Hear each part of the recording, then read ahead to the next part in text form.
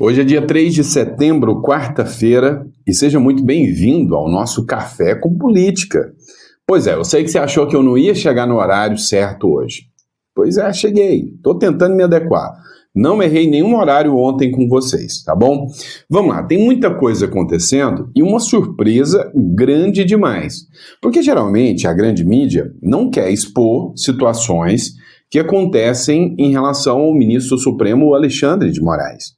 Isso aí já é público e notório, todo mundo já acompanha e já vê que, literalmente, quando é algum assunto, como a vaza-toga, por exemplo, eles fazem questão em não divulgar, em não falar nada sobre isso. Acontece que ontem foi surpresa. Vocês devem estar sabendo que o Tagliaferro, que é o ex-assessor do ministro do Supremo Alexandre de Moraes, ele participou de uma audiência pública ontem no Senado. Nessa audiência pública que aconteceu no Senado da República, o Tagliaferro expôs algo gravíssimo, chamado fraude processual. O que acontece? Documentos que foram utilizados, inclusive, no núcleo do que eles chamam de trama golpista, foram falsificados, adulterados, a mando do juiz que conduzia a causa. E com base nisso, anula-se grande parte dos processos, implementa-se a suspeição do juiz, e até pode haver punição ao juiz que age dessa maneira. Olha só, o que me chamou a atenção foi isto aqui. O que vocês estão vendo? Uma matéria da Folha de São Paulo. Sim, a Folha de São Paulo resolveu tratar da matéria, coisa que em outros momentos a gente não via. Se bem que eu não posso ser injusto com a Folha de São Paulo, porque a Folha de São Paulo foi o jornal que expôs a questão da vaza-toga, Então, e o Twitter Files também. Mas vamos lá. Ex-diretor do TSE diz que Moraes forjou o documento em operação contra empresários bolsonaristas. Eduardo Tagliaferro, ex-assessor de Alexandre de Moraes, afirmou que o ministro do STF forjou relatórios para justificar uma operação contra empresários bolsonaristas por mensagens de teor golpista em agosto de 2022. A decisão foi dada em uma comissão do Senado controlada por bolsonaristas e presidida por Flávio Bolsonaro, nessa terça-feira, mesmo dia do início do julgamento do ex-presidente Bolsonaro. Também me chamou a atenção, o Poder 360 é um jornal que vem ganhando o meu respeito ultimamente, O Poder 360 também tratou do caso. Ex-assessor diz que Moraes fraudou a investigação contra empresários. Ex-assessor de Alexandre de Moraes no TSE, o Eduardo Tagliaferro, disse nesta terça-feira em sessão da Comissão de Segurança Pública do Senado que o ministro cometeu uma fraude processual gravíssima ao investigar 8 empresários apoiadores do ex-presidente Bolsonaro durante as eleições de 2022. Nós estamos falando do ex-assessor, do chefe, do cabeça do gabinete do ministro Supremo Alexandre de Moraes. Não é qualquer um. Tá aqui de novo o Eduardo Tagliaferro aqui para vocês, também no Metrópolis. Então, Tagliaferro acusa Moraes de fraude em relatórios sobre empresários. Tagliaferro é ex-assessor do ministro Alexandre de Moraes, do Supremo Tribunal Federal, disse nesta terça-feira que o gabinete do ministro fraudou relatórios para justificar uma operação contra empresários bolsonaristas em 2022. Agora, eu te pergunto, quem poderá nos defender? O Chapolin Colorado? Ou seja, quem fará uma investigação sobre essas acusações aqui, em relação ao ministro do Supremo, Alexandre de Moraes? Quem será o responsável por investigar isso aqui? Entendem? Olha só, além do Metrópolis, teve também, dessa publicação do Metrópolis, outra publicação que diz o seguinte: Flávio Bolsonaro diz que levará a Trump as novas denúncias contra Alexandre de Moraes. O presidente da Comissão de Segurança Pública do Senado, então veja, presidente da Comissão de Segurança Pública do Senado, é esse cara aqui, Flávio Bolsonaro. Presidente da Comissão de Segurança Pública do Senado, Flávio Bolsonaro, declarou que encaminhará ao governo dos Estados Unidos um relatório com denúncias feitas por Eduardo Tagliaferro, ex-assessor ex-chefe da assessoria especial de enfrentamento à desinformação do Tribunal Superior Eleitoral, durante a audiência realizada pela comissão nesta terça-feira. As acusações envolvem uma suposta fraude processual atribuída ao ministro Alexandre de Moraes e uma possível atuação fora do processo do Procurador-Geral da República, Paulo Gonet. Ou seja, aqui o Tagliaferro emparedou de cara dois, tanto o ministro Alexandre de Moraes como o Tagliaferro. O Jeffrey Checchini, ele fez a seguinte publicação aqui no perfil do X. Resumo do primeiro dia do julgamento do Bolsonaro. Quem deveria estar sentado nos bancos dos réus está julgando o caso.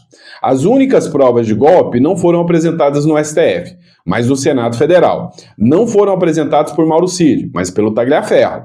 Enquanto o teatro ocorria no STF, com muita liturgia e elogios desmedidos, Tagliaferro, ex-assessor de Moraes, mostrou e provou que o processo contra Bolsonaro não é legítimo e é, em verdade, uma armação golpista e criminosa. O verdadeiro golpe está em andamento e a todo vapor, julgando inocentes por fatos inexistentes. Então, teve uma cobrança muito grande, inclusive, começou a cobrança, sobre o Davi Alcolumbre aqui. O senador Girão, depois dessa reunião, ele fez pressão para que o Alcolumbre toque o impeachment de Alexandre de Moraes. A Damares Alves chegou a pedir a prisão de Moraes. Dá uma olhada nesse trecho da fala do Girão aqui. Eu também participei da sessão e não é grave, não. É gravíssimo.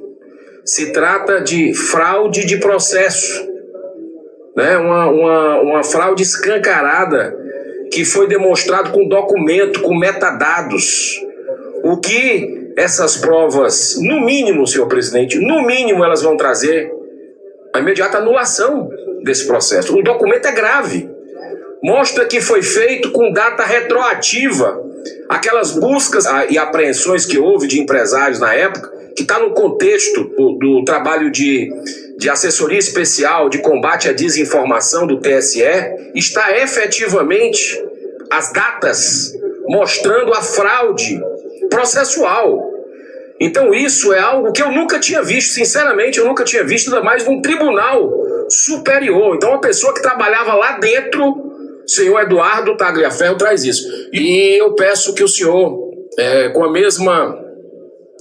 mesma agilidade que a Advocacia Geral do Senado teve com relação, e o senhor colocou aqui, com relação ao sigilo de 100 anos do Senado, então a Advocacia Geral do Senado deu um parecer, a CPMI vai votar quinta-feira de forma contrária a isso, E da mesma forma que a Advocacia Geral do Senado foi rápida para demonstrar essa questão do sigilo, para justificar esse absurdo, eu peço que o senhor também peça no impeachment de Alexandre de Moraes, assinado por 2 milhões de brasileiros, 140 deputados federais, 41 senadores, que o senhor peça uma agilidade. Eu lhe perguntei semana passada sobre o prazo da Advocacia do Senado Federal, sobre o prazo do pedido de impeachment. Quando é que eles vão dar o prazo para o senhor?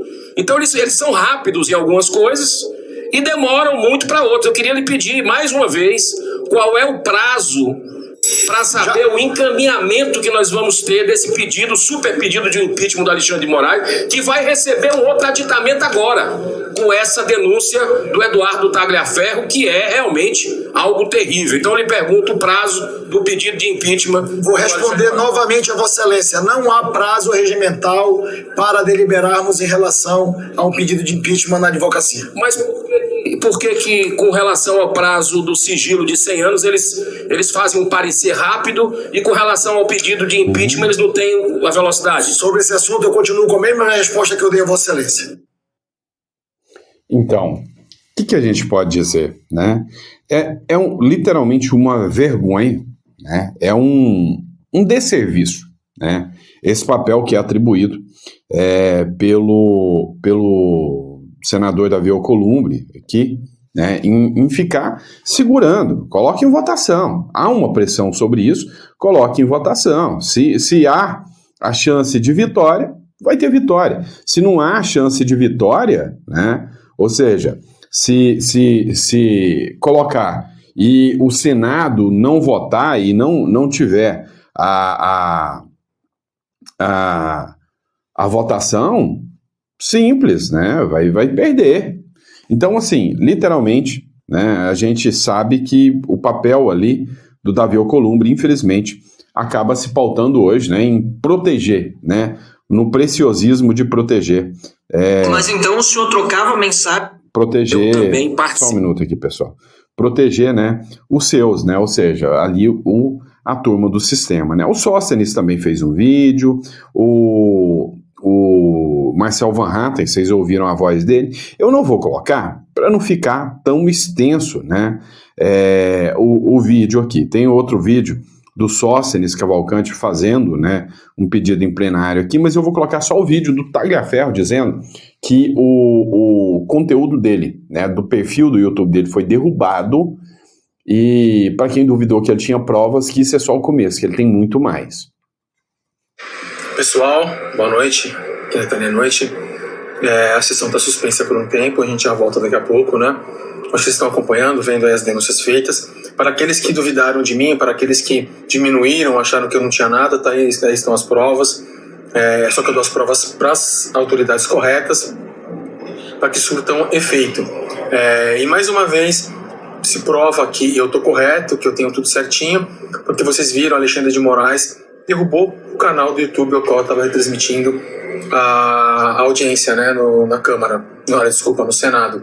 E vamos lutando, a gente vai conseguir, vai dar tudo certo e não vamos desistir nunca, nunca. Eu peço cada vez mais o apoio de vocês, que compartilhem, que ajudem dentro do que puderem, porque agora a luta já tinha começado, mas agora a luta é brava. Agora é briga de leão, tá bom? Fiquem com Deus, daqui a pouco eu tô de volta lá. Pessoal, vamos lá. Quando eu brinco com vocês que a gente está assistindo a uma série, né, a um filme, e que esse filme tá emocionante, imagina o seguinte: você pegando um livro ali, daqueles de ficção, não, sabe, de conspiração, e você lendo que o juiz articulava, e aí um ex-assessor foge para fazer denúncias, um filho do perseguido vai... Cara, isso é um filme, cara. Isso é um filme, isso é uma coisa assim... parece uma coisa elaborada para fazer um roteiro de Hollywood. O Brasil é maluco isso aqui, né? E aí, por fim, Paulo Gonet, que hoje é o Procurador-Geral da República, também foi exposto pelo Tagliaferro, né? Dá uma olhada aqui. Ele rapidamente aqui entender. O senhor podia explicar pra gente qual era o seu diálogo com o senhor Paulo Gonet ou com o senhor Lucas? O que é que eles pediram? Aqui tá bem claro, senador, tá assim: boa tarde, Eduardo, tudo bem? Aqui quem fala é Lucas, secretário executivo da Procuradoria-Geral Eleitoral. Dr. Paulo Gonet, vice-PGE, me pediu para entrar em contato com você sobre um assunto que Dr. Paulo tratou com o ministro Alexandre hoje cedo. Tá aqui, ó. Eu não consegui enviar, mas a conversa tá aqui dentro do meu telefone, entendeu? E o que foi pedido? Eles pediam pra gente para que enviar, porque assim, foi um número gigantesco de pessoas que o TSE e o STF colocaram para frente. Na verdade, o processo ele foi ao contrário. O processo se sabe, a gente sabe que é da área do direito, ele se trata de uma investigação, de uma denúncia, e não de um magistrado já dando a sentença e montando todo o processo inverso. Entendeu? Então ele pediu, em um certo momento, para que a gente levantasse todos os processos em andamento, tudo que tinha lá, e até mesmo orientar quem seriam as pessoas que iriam, um pacotinho de 100, 200 seriam denunciadas para serem encaminhados para os TRS. E o que eu falei com o Dr. Paulo Gonet, porque eu não respondi para o Lucas propositalmente. Eu enviei esses documentos, eles estão aqui, ó. Eu enviei aqui, ó. Eles estão aqui, ó. Eu enviei pro Gonet. Aqui, ó. Pro Gonet, Paulo Gonet. Eu enviei pessoalmente para ele os pedidos que o Moraes combinou com ele e foi através do Lucas. Eu enviei diretamente no WhatsApp do Paulo Gonet. Tá aqui, ó. Esse aqui, acho que os senhores conhecem, né? Esse aqui é Paulo Gonet. Pois é, o que o Tagliaferro fala aqui, e eu deixei bem longe justamente porque ele deixa aqui o documento, né, o número do telefone do Gonei, pelo vídeo aqui vocês não vão conseguir ver, mas enfim, né, o que fica exposto aqui é um julgamento do qual havia-se já toda a preparação do processo, havia-se já quase que sentenças prontas, e o Procurador-Geral da República, que é o acusador, perguntando quem que eu tenho que acusar? Para o juiz, para o gabinete do juiz. Vocês entendem? O inverso aqui, porque o procurador é que fiscaliza, a Polícia Federal, o Ministério Público fiscaliza, manda a denúncia e o juiz está lá só para julgar casos que ele é imparcial. Entenderam? É totalmente o inverso. Totalmente o inverso. E aí, vamos falar agora, literalmente, do julgamento do Bolsonaro. Ó, teve uma publicação do dia 1º de setembro, né, há 2 dias atrás.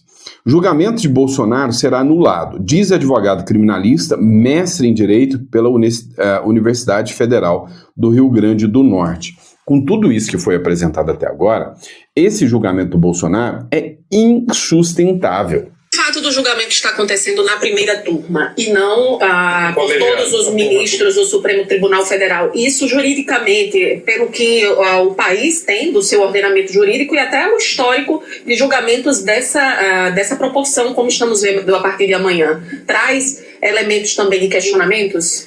Traz, mas não vai ser nesse momento, amanhã.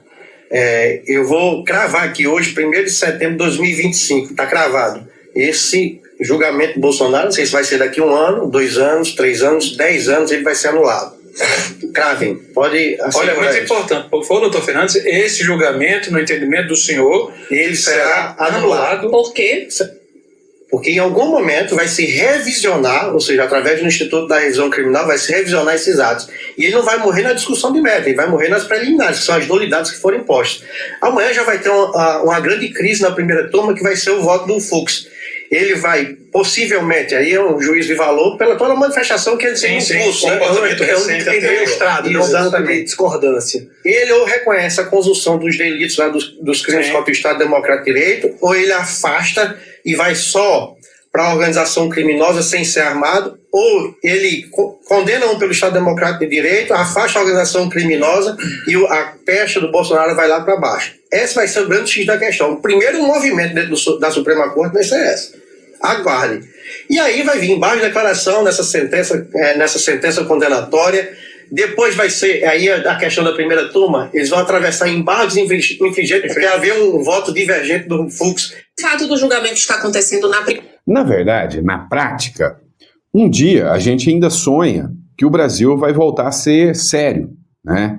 E que nós teremos juízes realmente imparciais, que vão olhar para isso aqui e falar que momento autoritário. Isso aqui ainda vai ficar conhecido nos livros de história como algo, assim, semelhante ao do período militar, né? Ou pior do que o período militar. Nós ainda teremos, escuta o que eu estou te falando, eu ainda pretendo ficar velhinho, igual o Olavo de Carvalho, revendo isso aqui, falando, olha, vocês lembram os vídeos lá de trás que eu falava para vocês?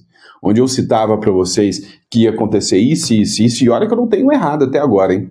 Olha que eu não tenho errado. Tem muita gente que brinca aí que eu sou o novo Olavo de Carvalho, né? Tem muita gente que fala isso. Eu estou longe de ser isso, eu estou longe de chegar aos pés do Olavo de Carvalho, mas não estou errando também não, tá? Eu também sou filósofo, e eu não estou errando não, tá? Literalmente, o desenho que está se fazendo um dia a normalidade vai acontecer, hoje quem julga será o julgado, quem prende será preso, e o Brasil vai olhar para trás e ver um regime que acontece, né? Que acontece hoje e que no futuro será reconhecido como tal. Presta atenção. Aos poucos, você começa quando você vê uma militância de redação que sempre foi anti-Bolsonaro. Eles odeiam Bolsonaro, mas odeiam a tal ponto de entender que até a liberdade deles vai se acabar também, porque quem defendia a liberdade era o Bolsonaro. E hoje, até os jornalistas anti-Bolsonaro começam a entender o seguinte, não é que o Bolsonaro estava certo? Bolsonaro tinha razão? Vou te dar um exemplo, né? Mário Sabino. Eu gosto do Mário Sabino, ele é, digamos, independente, tá? Ele é independente, eu gosto do Mário Sabino. Mas, aos poucos, é que a mídia, não a mídia raiz mesmo, mas mesmo a mídia raiz já vem trazendo algumas matérias, né? Mas olha só, o Mário Sabino falando, literalmente, sobre o tal do golpe de Estado. Isso vai anular tudo ainda. Calma para você ver. Paulo Bonet tentando encontrar um elo, né, entre o Jair Bolsonaro e o 8 de janeiro, que sinceramente não encontraram, não existe, né? O Bolsonaro, sem dúvida, ele teve sempre um discurso golpista, sempre pôs em dúvida a lisura das urnas eletrônicas, isso é fato sabido. Agora, há uma diferença entre a circunstância e o fato, né? Não encontraram e não vão encontrar, porque se não encontraram até agora, obviamente, porque não existe, um elo, assim, muito claro entre o 8 de janeiro e o Jair Bolsonaro, ou seja, o vice-presidente não estava mandando as pessoas irem para a rua invadir as sedes dos três poderes, não mais. Além do que eu acho que quem nos assiste sabe qual é a minha opinião, porque eu já repeti isso 20 vezes aqui e continuo repetindo, aquilo ali não foi tentativa de golpe, aquilo ali foi um extravasamento, porque não houve golpe. Paulo Bonet tentando... Pois é, há pouco tempo atrás, você não veria o Mário Sabino falando isso aqui, em momento algum. Sabe, chega a ser estúpido, né, a quantidade de provas e mais provas e mais provas de que há uma perseguição jurídica hoje, né? Olha só um trecho de uma matéria da Jovem Pan News, né, que hoje eu não vejo a Jovem Pan mais, de forma alguma, como um perfil, um jornal mais voltado ao conservadorismo. Não, hoje, para mim, vejo a Jovem Pan como qualquer um da mídia tradicional. Eles precisaram se adequar a isso. O regime forçou que a Jovem Pan chegue a isso. Nem sou crítico à Jovem Pan, não estou questionando a Jovem Pan, mas dá uma olhada só o que um advogado fala aqui, né? O primeiro dia de julgamento da ação penal que investiga a suposta trama golpista contra o resultado das eleições de 2022. E aí ele falou, não, o ministro Alexandre de Moraes, se existiu o golpe, é a vítima. E aí, discordando um pouco do meu colega, concordando com ele com relação a que os ministros do Supremo não teriam a competência para julgar porque são suspeitos na medida que foram vítimas, e reza a Constituição que o princípio fundamental do Estado democrático de direito, no que diz respeito ao Poder Judiciário, é a imparcialidade do julgador, que isso não ocorre. Isso é óbvio, você fala para um estudante de direito do primeiro ano, ele já vai entender isso e a população vai entender. Então, o Alexandre de Moraes e os ministros, como foram vítimas desta tentativa de golpe, não teriam a condição, a isenção de ânimo, a imparcialidade necessária para julgar. Então, por isso que deveria ter sido submetido para o juízo de primeiro grau, onde haveria esta isenção, a imparcialidade, que é fundamental. 2, aquilo que o Vila me pergunta. Ambos os artigos são uma cópia do outro, até pela sua leitura muito bem feita, dá para entender que existe aquilo que nós chamamos do direito de conflito aparente de normas. O que é isso? Diante de um fato concreto, eu aplico a norma ou o tipo penal 315L ou 315H, porque ambos dizem respeito ao mesmo fato. E os meus colegas defensores têm razão de dizer que a redação feita desses artigos é mal feita, porque eu só vou poder abolir um Estado democrático de direito se eu tiver um presidente eleito democraticamente. E, portanto, só haverá golpe desse presidente se eu abolir o Estado democrático. Ou seja, em miúdos, estamos falando da mesma coisa, né? O que difere de um do outro? O emprego de violência ou grave ameaça? E aí vem a divergência, o emprego ou violência, o grave ameaça ao chefe de Estado, ao chefe de governo, às pessoas ou aquilo que representa o governo, sob o ponto de vista material. O que nós vimos no dia 8 de janeiro foi algo que não se imaginava que iria ocorrer. Aliás, se imaginava que haveria um protesto no dia da própria posse do presidente eleito, coisa que transcorreu normalmente, e depois dali 8 dias a coisa degringolou desta forma de uma maneira muito estranha. E aí, discordando um pouco. Ou seja, ninguém concorda que o Moraes poderia ser o juiz do caso. Ninguém concorda que houve uma tentativa de golpe, propriamente falando, porque você precisa do intuito da violência e grave ameaça. Mas não há um fio de cabelo que liga Bolsonaro ao 8 de janeiro. A única violência é o 8 de janeiro. Ok, mas não tem uma palavra, não tem um áudio, não tem uma fala falando, olha, o Bolsonaro determinou que todo mundo vá lá. Não existe. Então, é uma falácia, é uma mentira sem precedentes, sem tamanho. Segundo ponto, você, dentro do tipo penal, você exige que, depois da posse existente, ou seja, o Lula tomou posse, é presidente. Agora, o Bolsonaro articula para derrubar o presidente.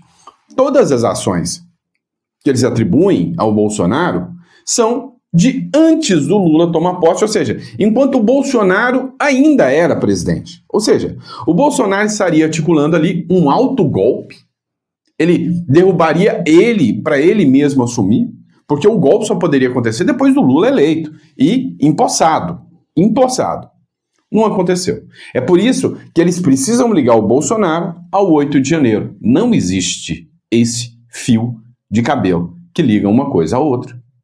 E é aí que o problema para, né? Ou seja, é aí que hoje eu garanto para vocês com toda convicção de que se algum dia o Brasil voltar a ser uma democracia séria, se algum dia o Brasil voltar a respeitar o devido processo legal, as normas de direito, todo esse processo e esse circo será anulado e aí sim, nós veremos realmente pessoas que atentaram contra o Estado Democrático de Direito. Por quê? Porque tiraram uma pessoa que poderia concorrer da eleição.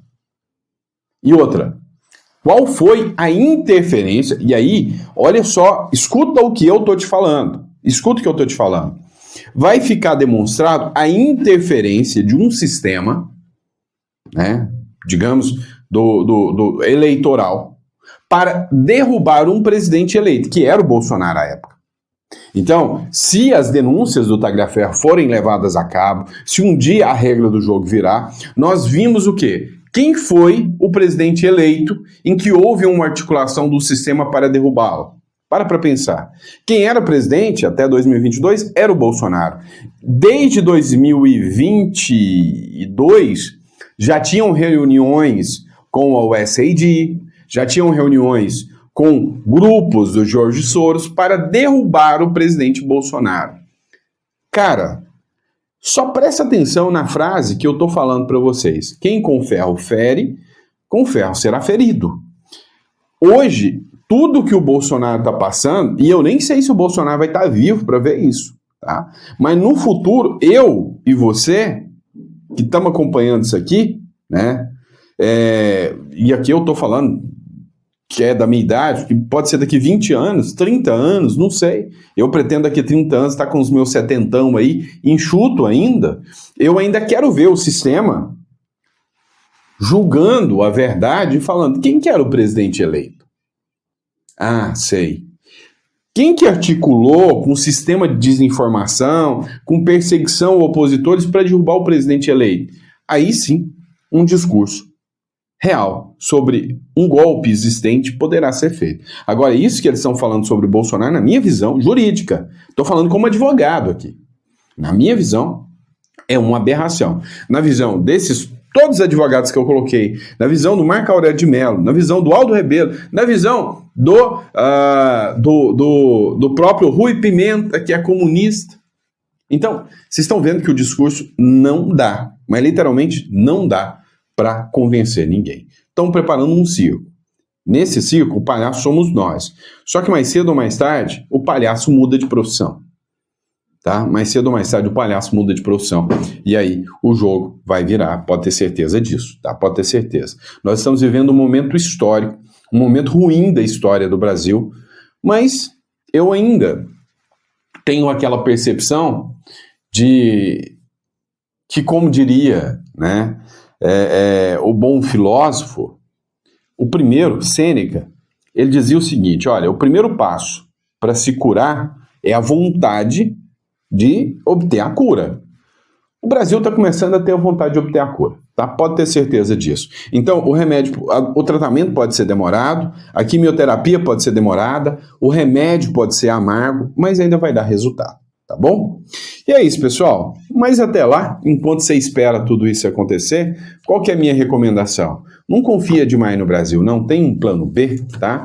E o plano B que eu recomendo para vocês seria o Uruguai, tá? O Uruguai é um ótimo país, ou o Paraguai mesmo. Se você pretende, por hora a gente está fazendo a consultoria total para você obter a cédula para o Uruguai. Por quê? O Uruguai é a cédula mais barata, tá? Hoje, a cédula do Paraguai está na casa dos $2.000, tá bom?